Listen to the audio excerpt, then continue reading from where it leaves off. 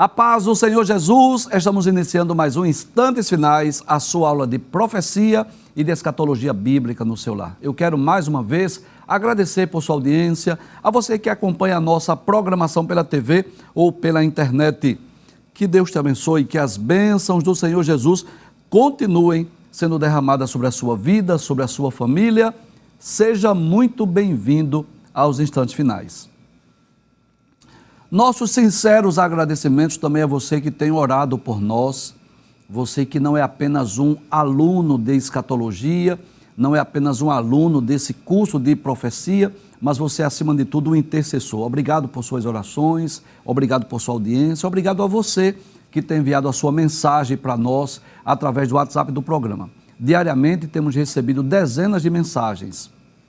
Fique à vontade para criticar, sugerir, opinar, ou mesmo enviar a sua pergunta, a sua dúvida para nós. Nós teremos o maior prazer de responder sua pergunta, tirar sua dúvida, ler a sua mensagem e enviar saudações. Agora, por favor, se identifique, diga seu nome, sua cidade, sua igreja, para que nós possamos enviar uma saudação. Se você está acompanhando o nosso programa, você sabe, nós estamos estudando sobre a atualidade da mensagem dos profetas maiores, esse tema maravilhoso, esse tema extraordinário. Esses profetas que foram usados por Deus para transmitir uma mensagem de Deus ao povo de Judá, claro, nós estamos lendo o texto e interpretando o texto, levando em conta os seus destinatários originais, mas, claro, extraindo para nós lições maravilhosas desses livros.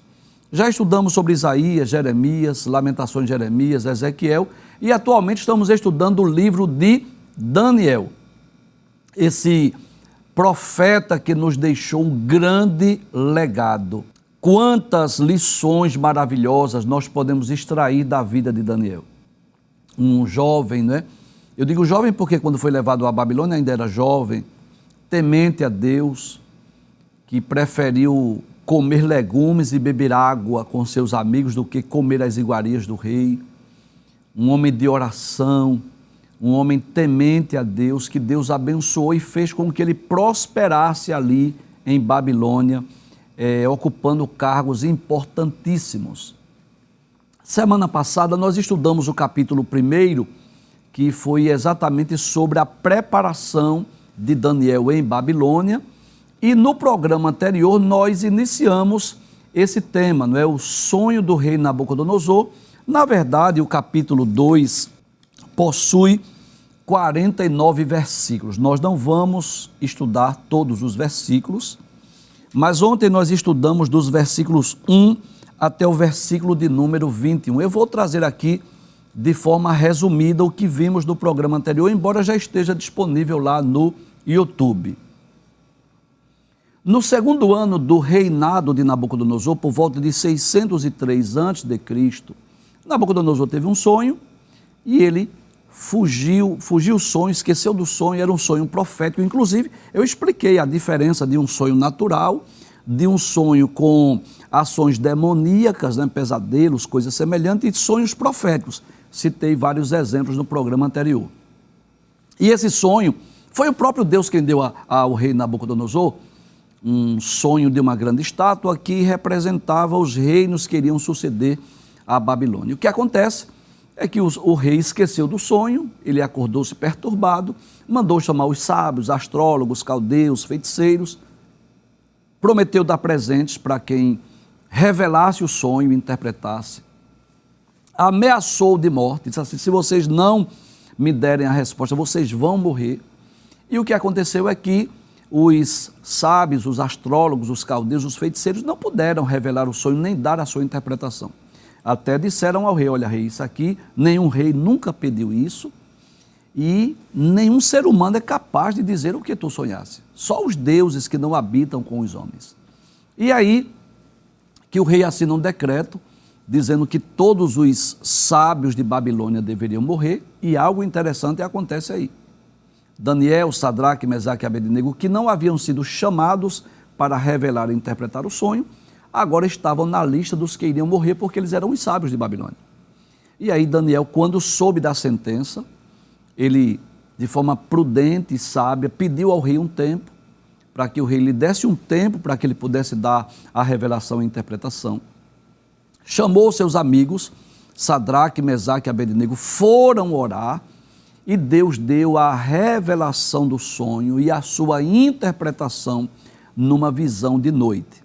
E nós concluímos o programa anterior lendo os versículos 19, 20 e 21, que é a ocasião em que Daniel louvou ao Deus dos céus.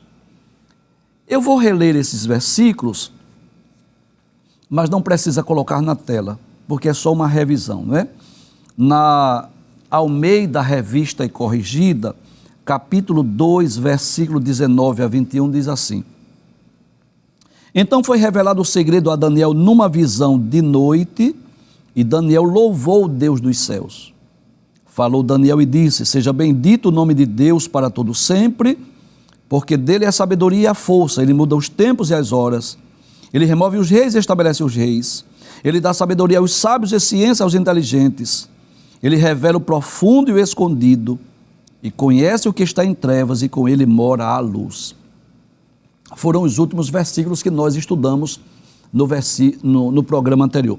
Hoje nós estaremos lendo os versículos 23 até o versículo de número 30, e após os versículos 31 não estaremos lendo, mas explicando como se deu esse sonho, como se deu a revelação, bem como a sua interpretação. Então hoje vamos iniciar no versículo de número 23, eu vou pedir para colocar na tela versículo 23, que está na Nova Almeida Atualizada, que é a versão que aparece aí na sua tela, para facilitar a compreensão. Eu tenho em minhas mãos a corrigida, tenho também a Bíblia Viva, e sempre que possível ou preciso, eu leio também numa outra versão. Mas vamos ver na Nova Almeida Atualizada, o versículo 23, que diz assim: Ó Deus de meus pais. Isso é Daniel agradecendo, né? Depois que ele louva a Deus, enaltece a Deus, engrandece a Deus pelo fato de Deus ter lhe dado a revelação e a interpretação do sonho, ele faz uma oração. E é uma oração de gratidão, é uma oração de agradecimento, uma oração de humildade. Daniel diz: ó Deus de meus pais, eu te agradeço e te louvo, porque me deste sabedoria e poder. Olha que coisa belíssima, maravilhosa. Daniel diz que foi Deus que lhe deu a sabedoria e o poder. E eu já quero iniciar o programa aqui fazendo uma aplicação. Eu já disse aqui que isso não isenta a responsabilidade humana. Claro que não. Por exemplo, uma pessoa que tem uma capacidade administrativa extraordinária, tem um dom natural de Deus. Ora, essa pessoa deve fazer uma faculdade, deve cursar a administração para aperfeiçoar aquele dom, aquele talento, aquela vocação que ele já recebeu da parte de Deus. Existem pessoas, por exemplo, que têm uma facilidade muito grande com desenhos, com arte.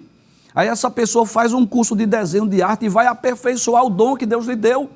Tem pessoas que são vocacionadas para música, ainda criança começa a tocar instrumentos musicais, e tem pessoas que têm a habilidade de tocar vários instrumentos de ouvido, e toca vários instrumentos, mas nada impede de fazer um curso de música.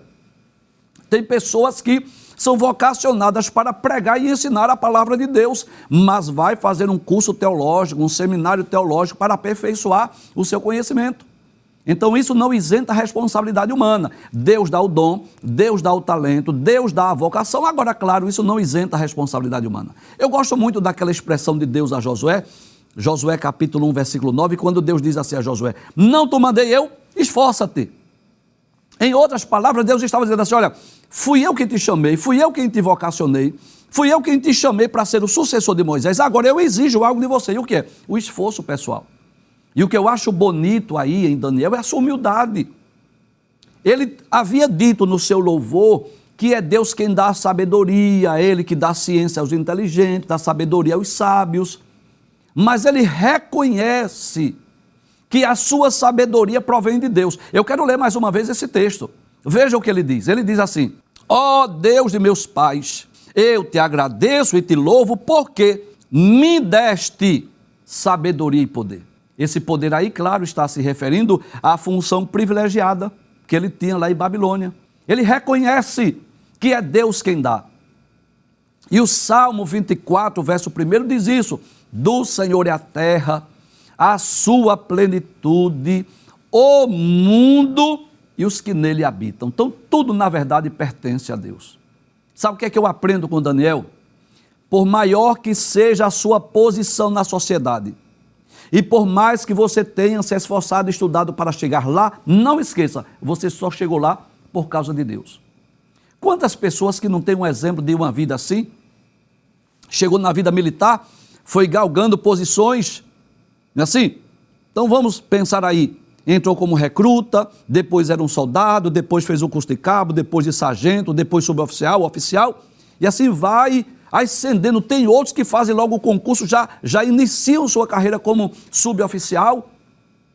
Mas o que é que eu aprendo com Daniel? Por maior que seja os seus estudos, por maiores que seja o número de noites que você passou lá estudando, não esqueça disso. Quando você chega lá, não esqueça, você chegou lá porque foi Deus que te colocou. É Deus que dá sabedoria, é Deus que dá capacidade, é Deus que dá inteligência. Para quê? Para que o homem possa chegar no lugar que Deus quer. Eu digo isso com tristeza, com pesar no meu coração. Se há uma coisa que dói na minha alma, é quantos jovens, adolescentes, filhos de crente, que foram instruídos no caminho do Senhor, que foram alunos de escola dominical, ao chegar na faculdade, parece que nunca foram crentes, parece que nunca foram cristãos, parece que nunca leram a Bíblia, fica encantado com as ciências humanas, daqui a pouco começa a desacreditar da Bíblia, começa a duvidar da existência de Deus. Sabe qual é o seu final? Eu vou dizer, e eu não vou usar aqui nenhuma parábola ou metáfora, não, eu vou dizer de forma direta. Se você não se arrepender, sabe qual é o seu destino? O inferno. E quando você chegar lá no inferno, você vai saber que a Bíblia é real, que a Bíblia é verdadeira. Sabe o que é isso? Isso chama-se ingratidão. Quando você estava lá no cursinho pré-vestibular, que seus pais pobres não puderam pagar aquele cursinho famoso, conhecido na sua cidade, e você se sentiu tão pequeno diante daquele desafio, você soube pedir oração. Você pediu para papai e mamãe orar por você. Aí você foi aprovado no Enem, teve uma boa nota em redação, galgou uma posição privilegiada na lista dos aprovados, entrou na faculdade e agora esqueceu que é crente, esqueceu de Jesus, confiando na sua própria inteligência, na sua própria sabedoria. Meu querido, eu vou dizer em alto e bom tom, tá certo? O desejo do meu coração é que você reconheça que Deus existe, que a Bíblia é verdadeira, que o céu é real, que o inferno é real, para você acertar o caminho do céu. Porque se você seguir essa teoria materialista, humanista, antropocêntrica, se você seguir essas filosofias humanas, enveredando pelo ateísmo, pelo materialismo, eu vou dizer o final dessa estrada. O final dessa estrada chama-se inferno, lago de fogo. E eu estou aqui para dizer isso. Eu estou aqui, Deus me colocou aqui para dizer isso a você. Tomara que você se arrependa, que você se converta, que você volte à casa paterna. E você, jovem, que está me escutando, me ouvindo, mas ainda não entrou na faculdade, eu não vou dizer a você que não faça a faculdade. Faça, pelo amor de Deus, estude. Se prepare. O mercado de trabalho é competitivo. Entre na faculdade, faça graduação, pós-graduação, mestrado, doutorado, pós-doutorado, o que você puder. Agora, cada degrau que você for subindo, vai dizendo assim: graças a Deus, cheguei aqui porque Deus me ajudou, cheguei aqui porque Deus esteve comigo, cheguei aqui porque Deus quis. Nunca esqueça que tudo provém de Deus. Tiago 1,17 diz isso: toda boa dádiva e todo dom perfeito vem do alto, descendo do Pai das luzes, em que não há sombra nem mudança de variação. Que oração belíssima! Eu vou ler mais uma vez.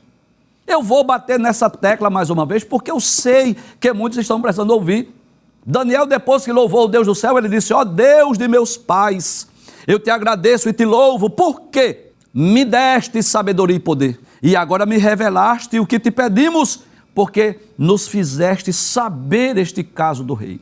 Veja que Daniel não disse assim: eu sei porque eu sou um homem de altar, eu sei porque eu sou um homem de oração. Não. Ele entende que tudo provém de Deus.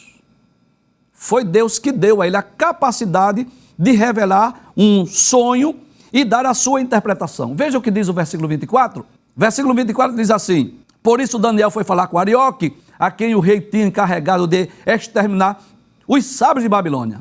Então Arioque estava ali apreensivo, tendo que cumprir o mandato do rei, mandar matar muitos daqueles que eram seus amigos. Daniel entrou e lhe disse assim: não mate os sábios de Babilônia, leve-me à presença do rei e revelarei ao rei a interpretação. Que notícia alvissareira, que notícia maravilhosa, que notícia gloriosa. Imagina, por exemplo, os sábios cuja sentença já estava decretada, que iriam morrer, quem sabe ali já se despedindo da família, porque seriam mortos. Aí de repente chega a notícia: opa, não mate não.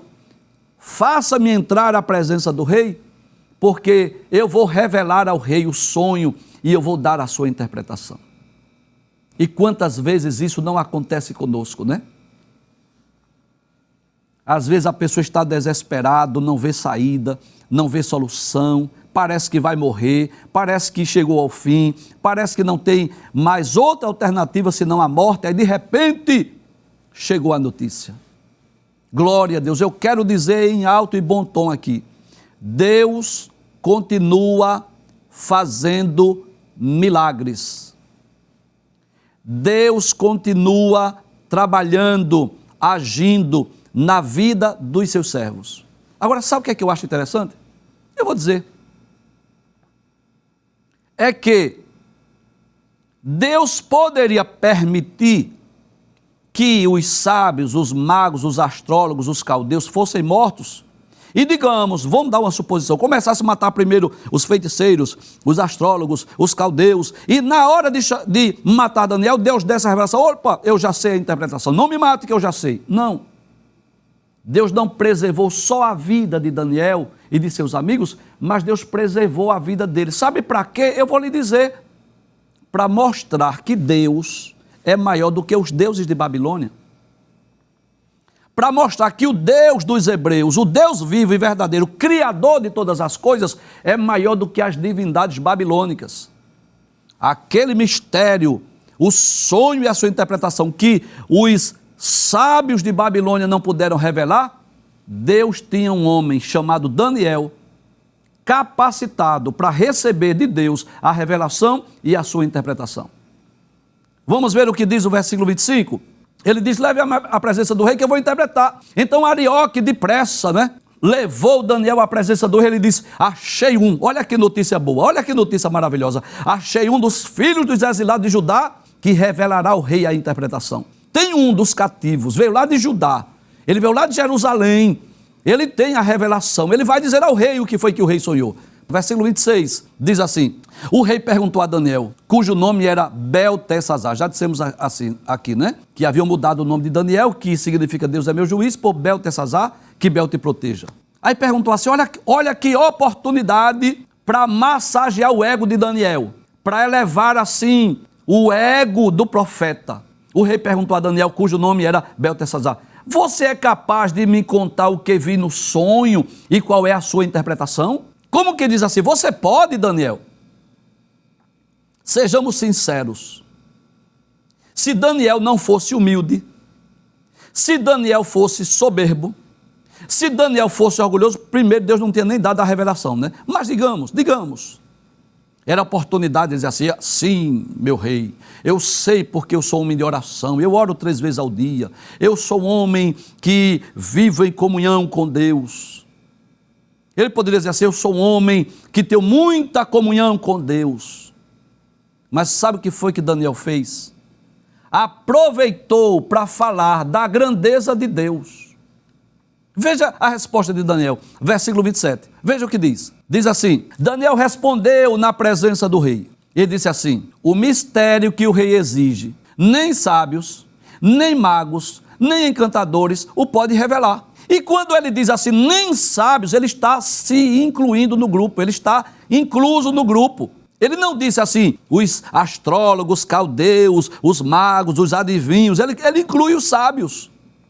Sabe o que ele está dizendo? Nem eu tenho a capacidade de lhe revelar. E quem é que pode? Veja o que diz o versículo 28. Ele diz assim: mas há um Deus no céu que revela os mistérios, pois fez saber ao rei Nabucodonosor o que vai acontecer nos últimos dias. O sonho e as visões que o Senhor teve quando estava na sua cama são esses. Então observe. Quem é que pode revelar? Ele disse: eu não, mas há um Deus nos céus. Sabe o que chama-se isso? Humildade. Reconhecimento que sem Deus nós não somos nada. Você lembra-se de Pedro? Que quando no capítulo 3 de Atos entrou com João para o templo para orar e foi colocado ali aquele paralítico de 40 anos, que o paralítico pediu o coxo, pediu uma esmola, uma moeda. E Pedro disse assim: olha para nós, não temos prata nem ouro, mas o que Deus te dou, em nome de Jesus, levanta e anda. E sem que ele precisasse fazer fisioterapia, levantou, andou, pulou, correu, e todo mundo ficou olhando para Pedro e João, para saber com que poder, com que autoridade, porque eles estavam acostumados a saber o que Jesus fazia, só que Jesus já havia sido morto, embora que já tivesse ressuscitado, claro, mas Jesus já não estava fisicamente entre eles. Aí ficaram olhando admirados: que poder é esse? Aí Pedro disse assim: por que é que vocês estão olhando para nós, como se de nós mesmos, ou se de nossa virtude, nós fizéssemos esse homem andar? Saiba que é em nome de Jesus que esse homem está ação diante de vós. Pedro não disse assim: eu sou um homem de altar, de oração. Ele disse: é em nome de Jesus que esse homem está ação diante de vós. O mesmo ocorreu com Daniel, que poderia dizer assim: eu, Sadraque, Mesaque e Abednego, somos homens de oração. Nós somos jovens comprometidos com oração, de vigília. A gente gosta de fazer vigília, meu rei. Não! Ele disse assim: o segredo que o rei quer, não tem mago, sábio, astrólogo, ninguém que possa, nem sabe, ninguém, mas há um Deus dos céus que revela os mistérios seus. Nós estamos vivendo uma era de escassez de milagres. Eu não estou dizendo que Deus não faz milagres, eu digo aqui quase que diariamente que Deus continua fazendo. Eu hoje já disse. Agora, a verdade é essa, que Deus não tem feito tantos milagres como Ele gostaria de fazer. Você concorda comigo? Que não tem ocorrido tantos milagres como nós gostaríamos de ver. Me entenda o que eu estou dizendo. Eu não estou dizendo que Deus não faz. Eu estou dizendo que Deus não tem feito tanto quanto Ele gostaria de fazer. E uma das razões, um dos motivos pelos quais Deus não tem feito mais milagre, é que quando Deus usa alguém para fazer milagre, Ele quer se achar grande. Já ouviu aquela história? Que Deus estava usando alguém no dom de cura, nos dons de curar? E aquela pessoa ficou conhecida naquela congregação que Deus usava, que quando orava as pessoas eram curadas? E um dia alguém foi chamá-lo para fazer uma oração, porque tem alguém enfermo. Ele disse assim: hoje eu não estou com desejo de curar. Nunca mais foi usado através do dom de cura. Por quê? Ele achou que o dom era dele, que era ele que tinha o poder de curar. E tudo provém de Deus. Sabe o que é que nós somos? Servos. Sabe o que é que nós somos? Barro ou vaso na mão do oleiro. Se não descer do céu, de nada adianta nós queremos fazer a obra de Deus. Aí às vezes a pessoa quer se engrandecer, não é assim? Às vezes até bota o carro de som na rua: nesta noite vai ter uma reunião e o bispo Beltrano de tal, porque o apóstolo fulano de tal. O que é isso? Tomando a glória para si. Tem pessoas que vão contar um testemunho, fala do nome da igreja, fala do nome da reunião, fala o nome do pacto, fala o nome do bispo, fala o nome do apóstolo e não fala no nome de Jesus. Sabe o que é isso? Querem tomar a glória para si. Tem pessoas que vai contar um testemunho, aí é mais ou menos assim. Aí eu fui, e quando eu orei, e quando eu impus as mãos, e quando eu estava cheio de fé, aí Jesus curou. Ele disse eu 20 vezes para dizer Jesus uma vez. Sabe o que é isso? Quer tomar a glória para si. E Deus não dá sua glória a outrem. Deus fez Daniel prosperar lá em Babilônia, porque ele era humilde. Ele aprendeu a atribuir a Deus suas conquistas. E ele não se sentiu aquele homem de altar de oração. Não. Ele diz assim, o que o rei quer ninguém pode. Agora tem um Deus do céu que revela. No versículo de número 29 diz assim, quando o Senhor, ó rei, estava na sua cama, olha que coisa maravilhosa, Deus é tão tremendo, que Deus vai dizer até o que o rei não perguntou. Quando o Senhor, ó rei, estava na sua cama, surgiram em sua mente pensamentos a respeito do que vai acontecer no futuro. Daniel estava dizendo assim, veio à sua mente eventos, coisas que vão ocorrer no futuro. Deus que revela os mistérios, revelou ao Senhor o que vai acontecer. Foi Deus, meu rei. Isso aí não é um sonho comum, isso é um sonho profético. Eu falei isso no programa anterior. Existem sonhos comuns, existem sonhos que são naturais, mas existem sonhos que são proféticos. E antes que você me mande a pergunta, eu já vou responder. Professor, eu tive um sonho. Como é que eu vou saber se é comum ou profético? É esperar o cumprimento. Se aquilo se cumprir, foi profético. Se não se cumprir, foi um sonho comum ou sonho natural. Aí Daniel disse que foi Deus que deu ao rei o sonho. Versículo 30, que é o último texto que eu vou estudar, embora aqui no capítulo 2 tenha 49 versículos, mas eu não vou estudar todos. Eu vou explicar, eu vou dar a revelação e a interpretação aqui daquilo que Daniel falou para o rei, sem necessariamente ler todos os textos. Capítulo 2, versículo 30 diz assim, é o último texto que eu vou ler hoje. Diz assim, quanto a mim, olha a humildade de Daniel novamente. Olha mais uma vez Daniel aproveitando o ensejo, a oportunidade para dizer que tudo o que ele tem vem de Deus, provém de Deus. Ele diz, quanto a mim, este mistério me foi revelado, não porque existe em mim mais sabedoria do que em todos os outros homens, mas para que a interpretação fosse revelada ao rei e para que ele entenda o que passou pela sua mente.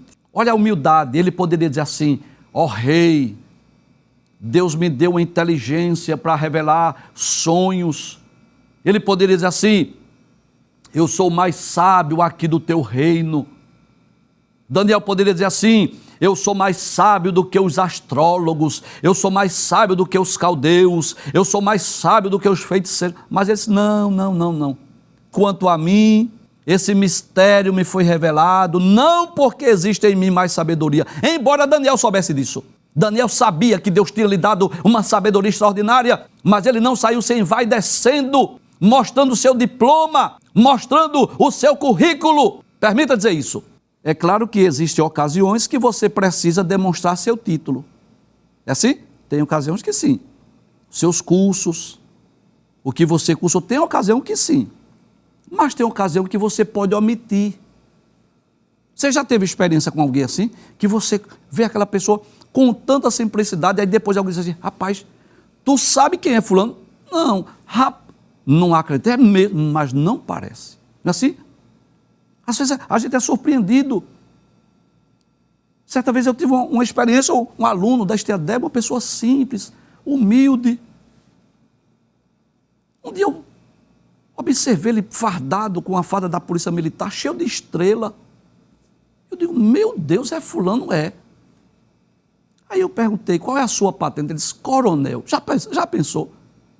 Mas ele disse porque eu perguntei. Não vivia, eu sou coronel. Não. Então tem ocasião que a gente tem que dar as credenciais.